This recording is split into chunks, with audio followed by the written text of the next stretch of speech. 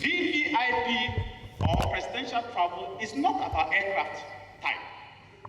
It is not even about cost, but it's all about safety of the aircraft crew and the passengers. When the president is traveling with more than 20 people for a business trip, as this president has done, and brought in more than 75 million for this nation, he will need more than just a Falcon. Otherwise, the people would have to go a day ahead of the president to prepare themselves. The president, in fact, has to go a day ahead because no president can shower in this aircraft. You cannot freshen up in this aircraft. So you cannot move from this aircraft straight into a meeting. If you are using a commercial plane, Mr. Speaker, it's the same thing. The Defense Minister was in Parliament on Wednesday, June 16, 2021, to provide answers with regards to the airworthiness of the presidential jet Dassault Falcon 900 from North Tongu MP Okudzeto Ablakwa. A day after the Minister for Finance was scheduled to answer the question of the cost of the president's travels to France, Belgium and South Africa recently. But in a rather dramatic turn, the Finance Minister is reported to have requested for more time to enable him answer the said question. Mr. Ablakwa on the floor of Parliament has been pressing for information on when his question will be answered. This week, I was scheduled to ask the Honourable Minister responsible for Finance the cost of the recent presidential travels to France, Belgium and South Africa yesterday, the 17th of June. Indeed, it was programmed in the provisional order paper of the 16th of June 2021.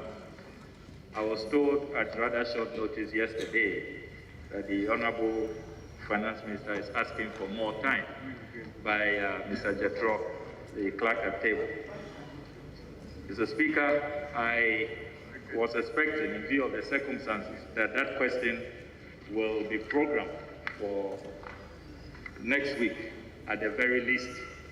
But surprisingly, I've gone through all the questions that have been programmed from next week, Tuesday, all the way to Thursday, and my question does not find expression.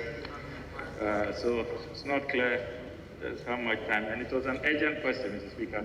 It is an urgent question, and our standing orders is clear that ordinarily urgent questions should not go beyond 10 sitting days. That's what our standing orders stipulates. So, Mr. Speaker, I would want the Deputy Majority Leader to let us understand why the question has not been programmed, and if he knows just how much time the Finance Minister is requesting to answer what I believe is a rather simple question on the cost of the presidential travels in May.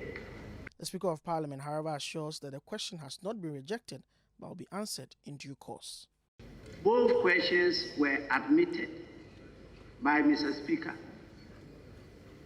and the questions were forwarded to the ministers concerned, the Minister of Finance and the Minister for Defense. Answers were submitted.